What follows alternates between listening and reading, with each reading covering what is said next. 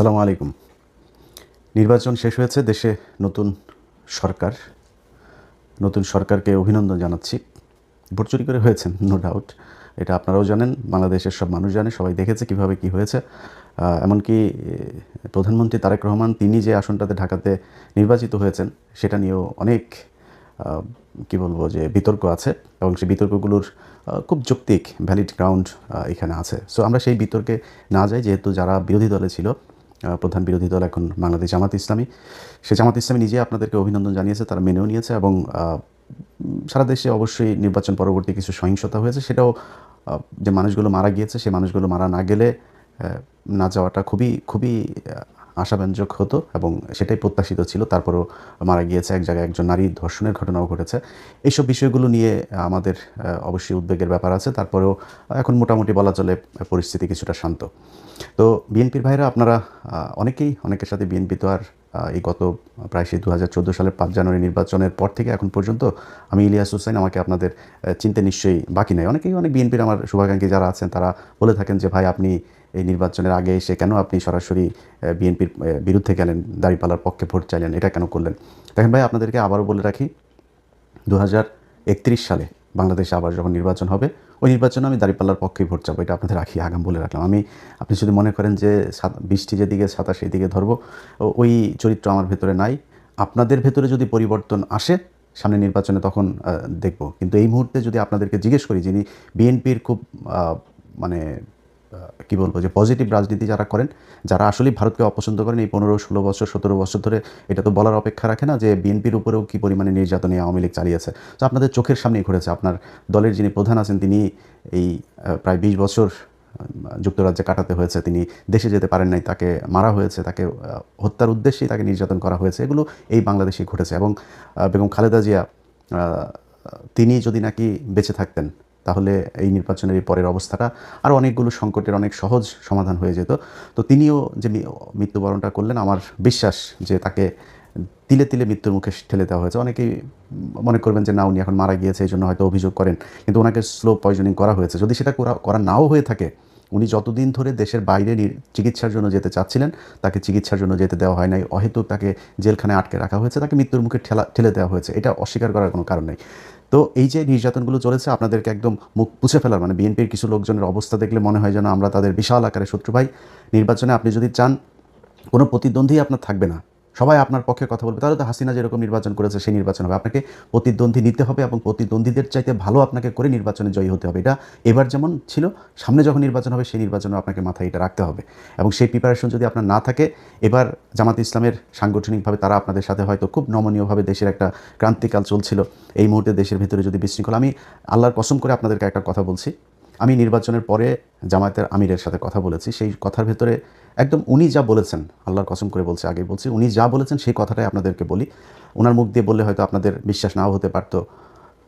আমি ওনাকে জিজ্ঞেস করেছিলাম যে আপনারা নির্বাচনের দিন যখন সন্ধ্যার পরে বিভিন্ন কেন্দ্রে ভোট গণনা শুরু হওয়ার পরে আমরা প্রথম দিকে দেখলাম যে সবগুলো আসনে, সবগুলো কেন্দ্রের ভোট যখন ফলাফল প্রকাশ হচ্ছে, তখন দেখা যাচ্ছে যে দাঁড়িপাল্লার ভোট বেশি। হঠাৎ করে বিভিন্ন জায়গায় ভোট গণনা বন্ধ হয়ে গেল। প্রথমে নির্বাচন কমিশনের যে ওয়েবসাইট, সেখানে দেখাচ্ছিল একদম প্রথম পরপর 5টা দাঁড়িপাল্লার, একটা ছিল ধানের শীষের। তো সম্ভবত টাঙ্গাইল 5 বা কোনো একটা আসনের ফলাফল দেখাচ্ছিল যে ধানের শীষের, আর সবগুলো দাঁড়িপাল্লার। এখন এই সময় এসে নির্বাচনের ফলাফল ঘোষণা করা বন্ধ হয়ে গেল। তো বন্ধ হওয়ার পরে যখন কিনা আপনি করলেন, একসাথে কয়েকটা কেন্দ্রের কয়েক ঘন্টা পরে আপনি দিলেন, 2-3 ঘন্টা থেকে তারপরে হঠাৎ করে একসাথে, যেমন তারেক রহমানের যে আসনটা, খালিদুজ্জামান ভাই যেখানে দাঁড়িয়েছিল, খালিদুজ্জামান যখন কিনা সম্ভবত 17টা না কয়টা আসনের ফলাফল তারা একসাথে রিটার্নিং অফিসার আপনার সাইন করে দিয়ে দিয়েছেন, যে এটার আলাদা কোনো খবর নাই যে কোন কেন্দ্রে কতটুকু। যেটা আমি নির্বাচনের আরও 1 সপ্তাহ আগে থেকে বারবার বলছিলাম যে কারচুপি যেটা হতে পারে, এই যে বলা হয়, মানে আধ্যাত্মিক কথাবার্তা বলা হয়, ভারত আমাদের এখানে জোর করে বসায় দেওয়া যায়, ভারত যা চায় তাই হয়, আমেরিকা যা চায় তাই হয়, এটা আমি মানি না, এটা আমি মানতে চাইও না, ভবিষ্যতেও মানবো না, যে তারা এসে তারপরে ওই কালো জাদু করে তারপরে কাউকে ভোট বেশি পাওয়া দেয়। এটা আমাদের দেশের যে ইঞ্জিনিয়ারিং, যে মেকানিজম, সেটার মাধ্যমেই এটা করা হয়। তো সেটা কীভাবে করা হয়? ধরেন আপনি ফলাফল ভোট হয়েছে এক রকমের, আর রিটার্নিং অফিসারের অফিসে যখন যায়, তখন রিটার্নিং অফিসার ঘোষণা দেয় আরেক রকম। এই জন্যই আমি বারবার বলেছিলাম যে প্রতিটা কেন্দ্রের ফলাফল, কেন্দ্রে যারা থাকবে এজেন্টরা, তারা ওই কেন্দ্রের ফলাফল ঘোষণা করে তারপরে এই কেন্দ্র ছাড়বে। কিন্তু জামাত ইসলামের বিভিন্ন জায়গাতে এই অভিযোগটা আমি নিজেও পেয়েছি যে জামাতের ধরেন এক জায়গায় আমি জামাতের একজনকে জিজ্ঞেস করছিলাম এই যে কী বলে মামুনুল হকের কেন্দ্রে। তো মামুনুল হক হুজুরের এই কেন্দ্রটাতে আমি 100% গ্যারান্টি দিয়ে বলতে পারি যে উনি পাশ করেছিলেন, বপি হাজরা যেখানে পাশ করেন নাই, কিন্তু ওনার এখানে এজেন্ট নাই। পরে আমি জিজ্ঞেস করলাম যে এই কেন্দ্রটাতে এজেন্ট ছিল, পরে উনি খোঁজ নিয়ে আমার জানালেন যে ওইখানে একজন নারী এজেন্ট ছিল, তিনার ছোটো বাচ্চা ছিল, তিনি চলে গিয়েছেন। আরেক জায়গায় একজন গিয়েছিলেন নামাজে, ওই ফাঁকে যা করা করে ফেলেছে। সো আপনাকে এই প্রিপারেশন রাখতে হবে যে এমন একজনকে দিতে হবে যে 24 ঘন্টা থাকতে পারবে, যতক্ষণ দরকার হয় এই ফল বের না হওয়া পর্যন্ত তাকে থাকতে হবে। এরকম ঘটনা নিশ্চয়ই আরও অনেক জায়গাতেই ঘটেছে। এই ঘটনাগুলোকে যাতে ঘটানো না হয় সেটা ব্যবস্থা করতে হবে। তো আমি সাহেবকে জিজ্ঞেস করলাম যে আপনারা যখন ফলাফল দেখলেন যে কয়েক ঘন্টা বন্ধ রেখে এরপরে এই ফলাফল দেওয়া হলো, হঠাৎ করে 10টা 15টা 20টা কেন্দ্রের একসাথে ফলাফল দেওয়া হচ্ছে, এই 2-3 ঘন্টা যখন বন্ধ ছিল আপনাদের নিশ্চয়ই মনে আছে চ্যানেল 24, 71 টিভি, সময় টিভি, তারপর আরও কয়েকটা টেলিভিশন আছে, এরা আপনার রেজাল্ট দেওয়া শুরু করলো কি যে সব জায়গায় বিএনপি, সব জায়গায় বিএনপি। জামাতের যে আসনগুলো আমি নিজে ধরেন যেগুলোর খবর জানছিলাম, যেমন আমার বাসা চুয়াডাঙ্গাতে, আমি চুয়াডাঙ্গার দুটোতেই রেজাল্ট পেয়েছি যে দুটো জিতে গিয়েছে, কুষ্টিয়াতে 3টা রেজাল্ট পেয়েছে জিতে গিয়েছে, নীলফামারীতে জিতেছে, সাতক্ষীরাতে জিতেছে, যশোরে খবর পেয়েছে, কিন্তু সেগুলো রেজাল্ট দেওয়া হচ্ছে না, সেগুলো বলছে না, সব বিএনপি বিএনপি বিএনপি, এবং মানে আজগবি রেজাল্ট দিয়ে দেওয়া হচ্ছে চ্যানেল 24, তারপরে এই সময় 71 এই টেলিভিশনগুলোতে। তো আমি সাহেবকে বললাম যে আপনারা এই সময়টাতে আপনারা কোনো প্রতিবাদ করলেন না কেন? যখন দেখলেন যে আপনাদের রেজাল্টটা দেওয়া হচ্ছে না, ওই জায়গায় তো আপনাদের উচিত ছিল। ঢাকা 8, মির্জা আব্বাস কখনোই পাশ করে নাই। মির্জা আব্বাসের এখানে কী হয়েছে সেটা বাংলাদেশের সব মানুষ দেখেছে, যে বিএনপি করে সেও জানে কীভাবে পাশ করানো হয়েছে তাকে। তো এই জায়গাগুলোতে তো আপনারা যখন দেখলেন যে ঠিক আছে ঢাকা 13 আমার শেষ, 13 পুরো এস্টাবলিশমেন্টটা আপনি 14 নিয়ে যেতে পারতেন, 11 নিয়ে যেতে পারতেন, 8 নিয়ে যেতে পারতেন, এটা করা হয় নাই কেন? যেমন নাহিদের আসনে জামাত ইসলামের বিশাল প্রস্তুতি ছিল, সেখানে কিন্তু কারচুপি করার সর্বোচ্চ চেষ্টা করা হয়েছে, শেষ পর্যন্ত পারে নাই। তো এখন এইখানে এগুলোতে করা হলো না কেন? মির্জা আব্বাসের আসনটাতে সেখানে যেখানে কোনো সিল মারা নাই, এক জায়গায় কালো দাগ আছে, তারা নিজের দাগ দিয়েছে, দাগ দিয়ে তারা বলেছে যে এটা এই পেয়েছে।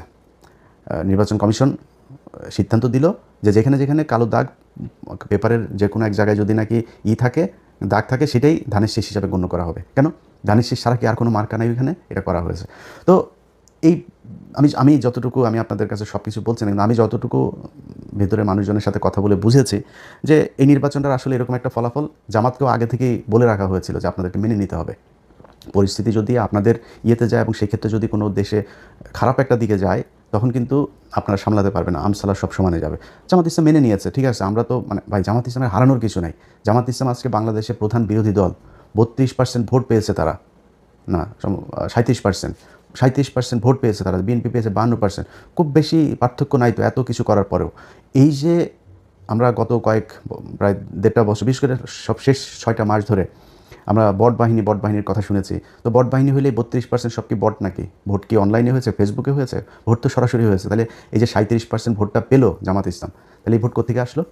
অতএব জামাত ইসলাম ভোট পেয়েছে, এবং জামাত ইসলাম যেই ভোট পেয়েছে, যদি সব বিতর্কের বাইরে যে মনে করি যে নির্বাচনটা সুষ্ঠু হয়েছে, এই সুষ্ঠু নির্বাচন হয়ে থাকলেও জামাত ইসলামের জন্য বিশাল ব্যাপার। আজকে এই 2026 সালে এসে আমরা কথা বলছি, কারণ আমাকে যদি আপনি জিজ্ঞেস করেন যে ভাই বিএনপি জিতে গেল, জামাত হেরেছে, তাতে সমস্যা কি? জামাত কি সারা জীবন ক্ষমতায় থাকবে নাকি? আমি জামাতকে পছন্দ করি, জামাত সারা জীবন জামাত বিরোধী দলে যাবে, জামাত ক্ষমতায় আসবে, এটাই তো আমরা চেয়েছি। তাতে সমস্যাটা কোথায়? শেখ হাসিনার দেশে নাই, এইটার চাইতে সন্তুষ্টি আর কিছু নাই। এখনও মাঝে মধ্যে ঘুম থেকে ওঠার পরে মনে হয় যেন শেখ হাসিনা কি নাই, আসলে এটা সত্যি কল্পনার ভেতরে আসে। তো আমার কথা হলো যে আপনারা যখন কিনা একসাথে রাজনীতি করেছেন, একসাথে জেল খেটেছেন, একসাথে গুম হয়েছেন, এখনও পর্যন্ত বিএনপির লোকজন আপনার খুঁজে পাওয়া যায় না, এরকম অনেক মানুষ আছে না? ইলিয়াস আলী কোথায় আমরা জানি না, চৌধুরী আলম কোথায় জানি না, এরকম অনেক মানুষ আছে যাদেরকে খুঁজে পাওয়া যায়। এই যে যিনি এমপি নির্বাচন করেছেন তুলি, তিনার ভাই জানি না এখনও সে কোথায় আছে। এই যে গুমগুলো হয়েছে, খুনগুলো হয়েছে, খিলগাঁয়ের জনি, তার বুকের মধ্যে 10টা না 12টা গুলি করা হয়েছে, মৃত্যুর পরেও তার বুকে গুলি করা হয়েছে। এগুলো কি ভাই অনেক দিন আগের কথা নাকি? মাত্র এই 2-3 বছর আগের মধ্যে এর মধ্যেই সব কিছু ঘটেছে। আজকে আপনারা কোথায় থাকতেন? সেই জামাত ইসলাম আজকে প্রধান বিরোধী দল, কথা বলতে পারে, তার একটা কর্মীর উপরে কোনো নির্যাতন হলে সরাসরি যায় সে প্রতিবাদ করতে পারে, সে সেখানে যায় প্রতিরোধ গড়ে তুলতে পারে। তো এটার চাইতে বড় আর কি হইতে পারে? বিএনপি এখন ক্ষমতায়, ভাই স্বপ্ন দেখেছেন? এটা স্বপ্নেও কল্পনা করেছেন যে 2026 সালে তারেক রহমান প্রধানমন্ত্রী হবে? এখন কথা বলতে গেলে তো ভাই অনেক বড় বড় কথাবার্তা বলা যায়। আমরা এই কথাবার্তা নিয়ে যদি তর্ক করতে চান, তর্ক করে পারবেন না। আমরা ওই যে 10 ডিসেম্বর আমরা দেখি না আপনার যে মিটিংটা হইলো, আপনাদের শেষ পর্যন্ত নিয়ে গরুর হাটের মধ্যে নিয়ে করতে দিতে চেয়েছিল, আপনার জনসভা করতে দিতে চেয়েছিল, মনে আছে সেটা? সারা দেশের মানুষ মানে একটা শ্বাসরুদ্ধকর পরিস্থিতির মধ্যে বসবাস করত। একটা ককটেল ফুটেছে, তাও অনেক দূরে, সেই কাকরাইল মোড়ে না কোথায়। আপনার মহাসচিব পরবর্তী কর্মসূচি ঘোষণা না করে দৌড় দিয়েছিল, আবার ফের স্টেজে উঠে এসে এরপরে কর্মসূচি ঘোষণা করে তাড়াতাড়ি দৌড়। এটি তো আপনারা। ভাই খালেদা জিয়ার বাসার সামনে বালুর ট্রাক সরাইতে পারে নাই 1.5 বছর, এটাই তো আপনারা। খালেদা জিয়াকে জেলখানায় নিয়ে গিয়েছে, কিছু করতে পেরেছেন? কি করতে পেরেছেন? চিকিৎসা, এই যে মহিলাটাকে চিকিৎসা নিতে দেওয়া হয়নি, বাড়িতে ছিল তখন তো জেলখানায় না, বাড়িতে ছিল, সেখান থেকেও তাকে বিদেশে নিতে দেওয়া হয়নি। কী করেছেন তার জন্য? মহিলা মারা গিয়েছে, এই তিলে তিলে ধুকে ধুকে তারপরে মারা গিয়েছে। সো এত বড় কথাবার্তা বলে লাভ নাই। এই দেশে আপনি রাজনীতি করবেন, বিরোধী দলে যাবেন, আবার ক্ষমতায় আসবেন, সরকারি দলে থাকবেন, বিরোধী দল আপনারা অনেকভাবে জ্বালাবে, সব ঠিক আছে, এটা পার্ট অফ পলিটিক্স। কিন্তু আওয়ামী লীগ যদি ক্ষমতায় আসে, আওয়ামী লীগ যখন আপনার বিরোধী দল বা আপনি বিরোধী দল আর আওয়ামী লীগ সরকারি দলে থাকে, ওই সময় পরিস্থিতি কী হয় সেটা আপনার এই গত 15 বছরে দেখেছেন। অতএব এইটুকু দিয়েই চিন্তা করেন। আজকে সারা দেশে বিভিন্ন জায়গায় আমরা দেখছি যে করা হচ্ছে, কি বলে, ওই যে আওয়ামী লীগের পার্টি অফিসগুলো আপনারা খুলে দিচ্ছেন। এই যে পার্টি অফিসগুলো খুলে দিচ্ছেন না, এটা যদি মনে করেন, এই আমাদের এই বুকের ভেতরে না এটাতে ব্যথা হয়। এই যখন দেখি যে আওয়ামী লীগের পার্টি অফিস, আজকে সকালে আমি যখন এই ভিডিও রেকর্ড করছি, তখন বাংলাদেশ সময় সকালবেলা দেখলাম যে মাদারীপুরের ওই দিকের কোন এক এমপি সহ, এক নারী এমপি সহ আরও 3 জনের জামিন হয়েছে। কোন গ্রাউন্ডে জামিন হলো, কিভাবে জামিন হইল? এগুলো যদি মনে করেন যে আওয়ামী লীগ আপনার জন্য বেটার অপোজিশন, এই 17 বছরের শিক্ষা না হইলে তো আর কিছু বলার নাই। যদি শিক্ষা হয়ে থাকে তাহলে এগুলো থামায় না। আওয়ামী লীগ বাংলাদেশে রাজনীতি করতে দিবেন, কোনো সমস্যা নেই, রাজনীতি যে মনে চায় করুক। আওয়ামী লীগ কী করেছে, কীভাবে দেশ চালিয়েছে বাংলাদেশের মানুষ দেখেছে। মানুষ যদি তারা ভোট দেয় করতে দেন, কিন্তু বিচার হইতে হবে। এই একজন এমপি কীভাবে ছাড়া পায়? সাধারণ কর্মী, গ্রামের ওয়ার্ডের একজন কর্মী, তারে নয় বুঝলাম যে আপনি 1.5 বছর হয়েছে, ওকে ঠিক আছে, ওরে ছাড়ো এবার। তো একজন এমপি কীভাবে ছাড়া পাইল? শেখ হাসিনার পরিবার রাজনীতি করতে পারবে যদি চায়। এগুলো আপনারা যখন বলেন তখন খুব কষ্ট হয়। যেই কারণেই নির্বাচনের আগে এসে আমাদের এই পক্ষ সরাসরি নেওয়ার কোনো সুযোগ ছিল না। আজকে যারা এই প্রশ্ন করেন যে ভাই কেন দাঁড়িপাল্লার পক্ষে গেলেন, তারা গতকাল যখন কিনা শপথ নিল, ওই সময় কিছুটা টের পেয়েছেন যে কেন আমরা জামাত ইসলামের পক্ষে গিয়েছিলাম। তারা প্রথম দিনেই এই শহীদের এতগুলো রক্তের সাথে তারা বেইমানি করেছে। এই গাদ্দারি আল্লাহ সহ্য করবে না। আপনি আজকে প্রধানমন্ত্রী হয়েছেন, মায়ের জানাজায় অংশ নিতে পেরেছেন, তারপরে শেষ মুহূর্তে পর্যন্ত অন্তত লাশ তো দেখতে পেরেছেন। এটা এই শহীদদের কারণে। এই যে কয়েকদিন আগে মানুষগুলো মারা গেল, এরা জামাত ইসলাম, আওয়ামী লীগ, বিএনপি কোনো রাজনৈতিক দল বুঝতো না। এরা সাধারণ মানুষ। দমন, পীড়ন, নির্যাতন, দেশের এই খারাপ অবস্থা, এগুলো দেখে তারা আস্তে আস্তে প্রতিবাদী হয়ে উঠেছে। তারপরে রাস্তায় নেমেছে, গুলি খেয়েছে, মারা গিয়েছে, শহীদ হয়েছে। তাদের সাথে গাদ্দারি করলেন জুলাই সনদ বাস্তবায়ন করতে গিয়ে। তো এই জিনিসগুলি যদি না করেন তাহলে আমাদের ভালো লাগবে। আপনারা দেশ চালান, কোনো সমস্যা নেই। আপনাদের কাছ থেকে রুটি খাইতে যাব না, রুটি খাওয়ার লোক বহুত আছে, যারা খাইতে চায় তাদেরকে দেন, কোনো সমস্যা নেই। আমার একটাই পলিসি, সেটা হয়েছে যে ইন্ডিয়া এই দেশে কোনো দিন আর মাতবাড়ি করতে পারবে না। অতএব এই ইন্ডিয়া, আওয়ামী লীগ এখনও পর্যন্ত সেই ইন্ডিয়ার সবচেয়ে পছন্দের দল, এবং আওয়ামী লীগ এই দেশে ক্ষমতা আসলে আবারও ইন্ডিয়া সেই আগের মতোই করবে। সো তাদেরকে আসতে দিয়ে না, আপনাদের পায়ে ধরে অনুরোধ করলাম, আর কিছু না। তো যেটা বলছিলাম যে জামাতের আমির উনি এই কথাটা বলেছেন যে আমাদের যদি নাকি ওই সময় ইলিয়াস, আমরা যদি নাকি গ্যাঞ্জাম করতাম, তাহলে আমাদের কাছে গোয়েন্দা তথ্য ছিল যে এখানে আওয়ামী লীগ নামবে মাঠে, এবং আওয়ামী লীগের সাথে বিএনপির কিছু লোকজন নামবে, নেমে তারা প্রচণ্ড বিশৃঙ্খলা করবে, দেশটা একটা গৃহযুদ্ধের দিকে যাবে। আমরা ওই দিকে যেতে চাই নাই, এই জন্য আমরা কোনো কিছু বলি নাই। তো এই যে জামাতের আমিরের মতো একজন মানুষ এতটুকু মানে স্যাক্রিফাইস করেছে, ধরেন আমি জামাত ইসলাম পাশ করলে কী হইতো? হ্যাঁ, হয়তো ধরেন মনে করেন যে আমার জন্য বাংলাদেশের রাস্তাটা অনেক ইজি হয়ে যেত। আমি ভাই বাংলাদেশে গিয়ে মন্ত্রী হইতাম না, এমপিও হইতাম না। এমপি হইলে আমি তো হয়তো জামাতের কাছে চাইলে আমার এমনিতেই দিত, আমি হয়তো চাইনি তো ভাই। তো আমি চাইনি ওইটা, আমি এখনও চাই না, ভবিষ্যতেও চাবো না। এটা আল্লাহ বাঁচায় রাখলে তারপরে দেখবেন। আমার রাস্তা ভাই ওই একটা, আওয়ামী লীগ আর ইন্ডিয়া, এর বাইরে কিচ্ছু নাই। কিন্তু উনি তো প্রধানমন্ত্রী হইতেন। যিনি প্রধানমন্ত্রী হইতেন সেই ব্যক্তি মানে এত ঠান্ডা মাথায় আমার সাথে বলতে পারেন যে ইলিয়াস, আমরা ওই সময় কিছু করলে দেশের অবস্থাটা খারাপ হইতো। আগে বলেছি, আল্লাহর কসম করে বললাম যে এতটুকু স্যাক্রিফাইস উনি করেছেন। তো সেই মানুষগুলোর জন্য আপনারা মানে ন্যূনতম সৌজন্যতা বোধ, সহযোগিতা, সহমর্মিতা দেখাইতে পারবেন না? এদেরকে আক্রমণ করে কথা বলতে হবে। চারিদিকে যে অবস্থা, সেই 71 রাজাকার টাজাকার এইসব বলে কথা বলা, যে বডি ল্যাঙ্গুয়েজে আপনার গত 2-3 দিন সালাউদ্দিন, আমির খসরু আর হইল গিয়া এই মির্জা ফখরুল কথা বলেছে, ভাই এটা যদি, এই চেহারা যদি তাদের আজ থেকে 5 বছর আগে দেখতাম, প্রশ্নই আসে না আওয়ামী লীগের বিরুদ্ধে এত ফাইট করতাম, নিজের পরিবার সবাইকে এত বিপদে ফেলে দিয়ে, কখনই করতাম না। তো যাই হোক, আজকের এই ভিডিওটা যে কারণে আপনাদেরকে কথাগুলো সেই কারণে বললাম, সেটা হচ্ছে যে ভাই আপনারা ক্ষমতায় এসছেন, দেশ চালান, কোনো সমস্যা নাই। আপনাদের যে মন্ত্রিসভা গঠন করেছেন, এই মন্ত্রিসভা আমরা এদেরকে আগেই চিনি। ধরেন একজনের কথা বলি, এই যে ইকবাল হাসান মাহমুদ টুকু, না, এই ইকবাল হাসান মাহমুদ এই বদমাইশ না? সেই যে বিদ্যুৎ চুরি করেছিল, যে বিদ্যুৎ খাতে যে লুটপাট করেছিল, এই বদমাইশই তো। সেই বদমাইশে আবারও আপনারা সেই বিদ্যুতের খাতেই দিয়েছেন। আপনার এই চোর আপনার সালাউদ্দিন তার স্বরাষ্ট্রমন্ত্রী বানিয়েছেন। এরকম আরও অনেক চোর আছে, যেই চোরেদেরকে আপনারা আবার বসে কিছু ভালো মানুষও আছে। এই যে আলতাফ হোসেন চৌধুরী, এই লোকটা যদি আসতো ইতে অনেক ভালো লাগতো। ওই যে সাকা চৌধুরীর ছেলে হুমাম কাদের চৌধুরী, উনি যদি আসতো অনেক ভালো লাগতো। নতুন ইশরাক এসেছে, একটা ভালো পছন্দ। তারপর এরকম আরও অনেকেই ছিল যাদেরকে আপনারা আনতে পারতেন।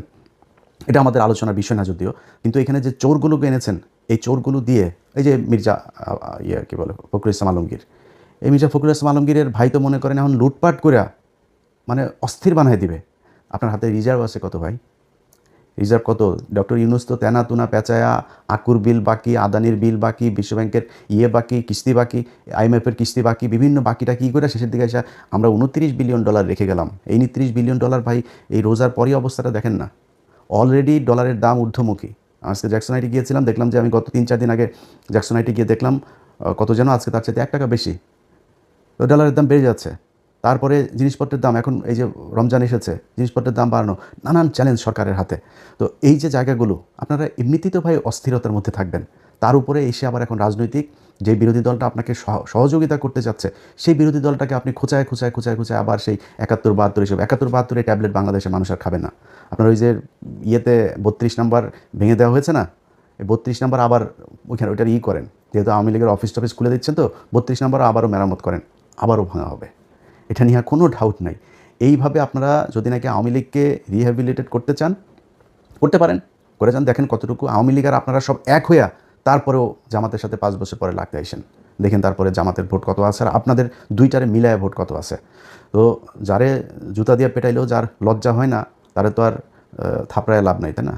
তো জুতা দিয়ে পেটাইছে আওয়ামী লীগ, তারপরে আওয়ামী লীগই ভালো, আওয়ামী লীগের লোকজনে আপনাদের এত পিরিতি আওয়ামী লীগের সাথে, তো করেন, সমস্যা কোথায়? আপনারা চালাইতে থাকেন আওয়ামী লীগকে নিয়ে, মানুষ এগুলি দেখছে।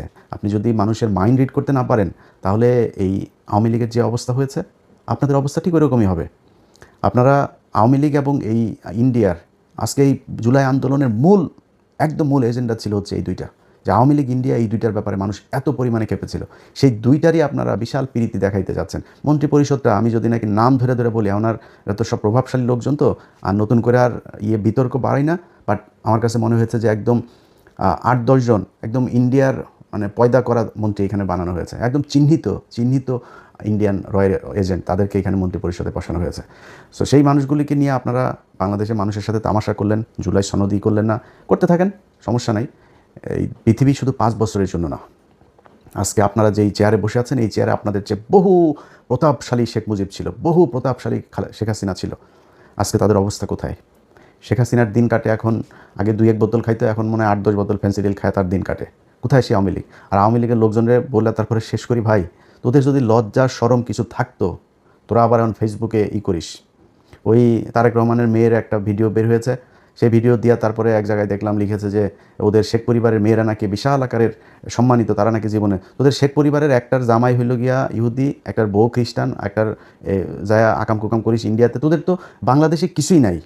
তারেক রহমানের মেয়ে কোন গানে গিয়ে বন্ধু বান্ধবের সাথে পড়াশোনা করে, সেখানে গিয়ে সে ফান করেছে, সেটা তো বহুত ছোটো জিনিস। তারেক রহমানের তো আর তার মেয়েরা তো আর ওই লন্ডনে তো আর ফেলে দিয়ে আসে না আরেকজনের সাথে, ওরা এটা নিয়েই করে। ওদের যদি লজ্জা শরম কোনো কিছু যদি থাকতো, ওদের যেভাবে জুতায়া বাংলাদেশের মানুষ পাঠিয়েছে, ওরা এতদিন অন্তত মানে পায়ে ধরে হাতে ধরে মাপ চাইতো যে ঠিক আছে আমরা যা ভুল করেছি আর ভুল করবো না। ওরা আবার ঘাট তারাম করে এখনও ভাব মারে, ওরা আবার নাকি নেয় করে তারপরে পোক্ত হয়ে বাংলাদেশের রাজনীতি শুরু করবে। তোরা আয়, তোদের জন্য তুই মনে করিস না যে এই বিএনপি তোদেরকে সাপোর্ট দিয়ে রাখবে, বাংলাদেশের মানুষ সব মারা গিয়েছে? এত মারা যায়নি তো। এই জামাত শিবির আজকে যে অবস্থানে আছে না, এর চেয়ে আরও ভয়ঙ্কর, খুব ভার্নারেবল একটা পজিশনের থেকেও কিন্তু তারা এই দেশে ফাইট করেছে, পালায় যায়নি কেউ, রাজনীতি করেছে এই দেশে। এখন তো তাদের অবস্থা অনেক ভালো, চাইলেই উপরায় ফেলা যাবে না, একদম নিষিদ্ধ করে এগুলি করে যাবেন। আওয়ামী লীগই তাদেরকে একদম পরিপূর্ণ করে দিয়ে গিয়েছে। যাদেরকে এতদিন বলা হতো যে রাজাকার ছিল, মুক্তিযুদ্ধের সময় জীবিত ছিল, সব ফাঁসি দিয়ে দিয়েছে। এখন কি বলবি? এখন এদেরকে রাজাকার বলবি, এদেরকে ফাঁসি দিবে, এদের বিচারের আওতায় আনবি, কিনে আনবি। চাঁদাবাজিও করে না, ধান্দাবাজি করে না, টেন্ডারবাজি করে না, মানুষের মেয়ে মানুষের দেখলে ইপটিজিং করে না, কিছুই করে না। তো তাদেরকে তুই নিবি কেমনে? আবার এই হাসিনার মতো ওই যে ইন্ডিয়ারে নিয়ে তারপর ওইভাবে, ওইটা অত ইজি হবে না বিষয়টা। এটা করতে আসলে সেই পরিস্থিতি কী হয় সেটা বাংলাদেশের মানুষ দেখিয়েছে জুলাই মাসে। যদি এরকম পরিস্থিতি আবার আসে, এই দেশের মানুষ আবারও রক্ত দেবে। রক্ত দিলে আমার মনে হয় যেই ভুল করেছে, যেই চোর বাটপার, আন্তর্জাতিক ন্যাশনাল সব চোর বাটপারদেরকে বসাইছিল, ওরকম চোর বাটপার ইনশাল্লাহ আর বসবে না। একদম শুরু থেকে মানুষ বুঝবে। আমরাও মানে ওই খোলা পানিকে আমরা ওই যে দই মনে করেছিলাম, চুন দেখে আমরা দই মনে করেছিলাম ওইটারে, মনে করে তারপরে সবার কত প্রশংসা। আমি নিজেই বলেছি এই ইউনূসকে 20 বছর চাই ভাই। প্রতিটা উপদেশটা চুরি করতে করতে দেশটার একদম ধ্বংস করে দিয়ে গিয়েছে। তো এই ধ্বংসস্তূপ থেকে তারেক রহমান টেনে উঠাবে এটাই বিশ্বাস। মন্ত্রিপরিষদ নিশ্চয়ই উইদিন 6 মান্থ বা 1 বছরের মধ্যে এটার পরিপূর্ণ একটা হবে। নিশ্চয়ই তারেক রহমান সেই জায়গায় নিয়ে আসবে। আর ভাই আপনারা যারা মন্ত্রী টন্ত্রী এমপি টেমপি আছেন চুরি করার সুযোগ পাবেন, কিন্তু দেশের একদম ওই দেউলিয়া বানায় তারপরে যদি চুরি করতে যান তাহলে কিন্তু সমস্যা হবে। যাই হোক, ভালো থাকেন। আপনাদের কাছে বিচার দিয়ে রাখলাম, যারা বাংলাদেশে বিএনপি করেন ভাই আপনাদের কেন্দ্রীয় নেতারা সোল্ড হইতে পারে। আপনারা বিশাল বড় দল, আপনাদের এই দলে অনেক মানুষ আছে এবং এই দলের বেশিরভাগ মানুষই ভারত বিরোধী, আওয়ামী লীগ বিরোধী। আমি আজকে কিছুক্ষণ আগে ভিডিওটা করার ফরিদপুরে দেখলাম যে তারা অফিস খুলেছে, আবার ফের বিএনপির লোকজন গিয়ে সেই অফিসে তালা মেরে দিয়ে এসেছে। আপনাদেরকে স্যালুট। যারা তৃণমূলের নেতাকর্মী আছেন ভাই, মির্জা ফখরুলদের সমস্যা হয় না। মির্জা ফখরুলের মেয়ে অস্ট্রেলিয়া ছিল, তার ঘর জামাইটা অস্ট্রেলিয়া ছিল, টাকা পাঠায়, আওয়ামী লীগের টাকা পাঠাইতো, তারা ভালো থাকে। আপনাদের সালাউদ্দিনের শিলংয়ে নিয়ে ভিআইপি রিসোর্টে নিয়ে রাখে, এদের সমস্যা হয় না, সমস্যা আপনাদের হয়। তো আপনাদের চোখের সামনে যদি আওয়ামী লীগের অফিস খুলবে, তারা রাজনীতি করবে এই দেশে, এটা দেখতে যদি আপনাদের ভালো লাগে তাহলে কোনো সমস্যা নেই। আমরাও তো ভাই খারাপ নাই, আমরা তো দেশে জেল খাটি নাই, আমরা দেশে পুলিশের দৌড়ানি খাইনি, আপনারা খেয়েছেন। আপনাদের যদি সেটার পরে লজ্জা না হয় তাহলে আর কি করা করেন, যেমন ভালো লাগে।